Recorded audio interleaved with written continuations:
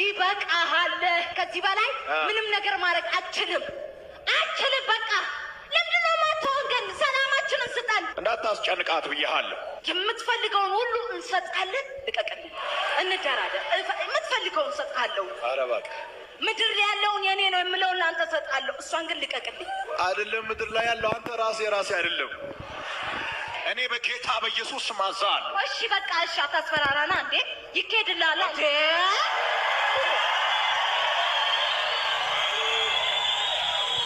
እንዴት አድርጌ ነው ያገኘሃት? እኔ ከስሩ አልጠፋም፣ ምክንያቱም ታስፈልገኛለች። ለእኔ ወርቅ እንቁዬ ናት፣ ሀብቴ ናት። ብዙ ነገር ነው የምሰበስብባት በሷ ሆኔ። አዎ እንዴ፣ ስንት ወጣት ነው የምሰበስብባት። ምን ለማድረግ ነው ወጣቶችን የምሰበስበው? ወጣት ገና ልጆች የሆኑትን አይኗን የኔ ነው ያለ ነው ደግሞ።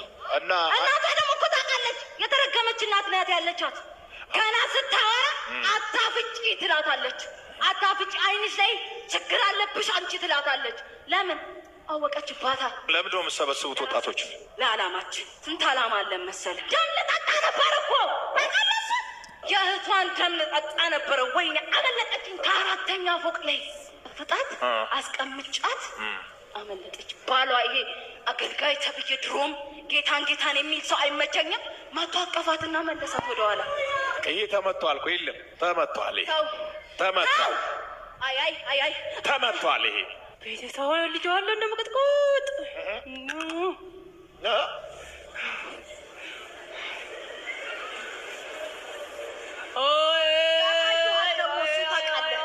እንዴት እንደሚያሳዩ ታውቃለህ?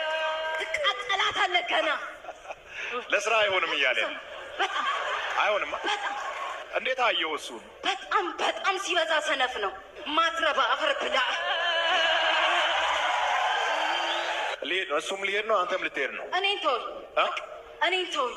ወጋው ኧረ ይወጋ ወጋው በሉት እስኪ ከኔ በቃችሁ። በቃችሁ አትበሉ።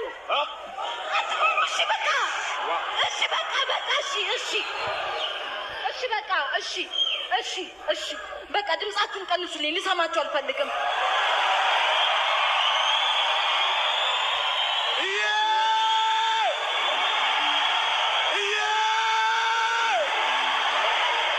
ያስገኝ አንተ እኔን ያስገኝ ማለት ነው? ወይኔ አንተ ከኔ ምንድን የምትፈልገው? አሳደድከኝ፣ እረፍት ነሳኸኝ። ከቅድም ጀምሮ ተንቀጠቀጥኩኝ።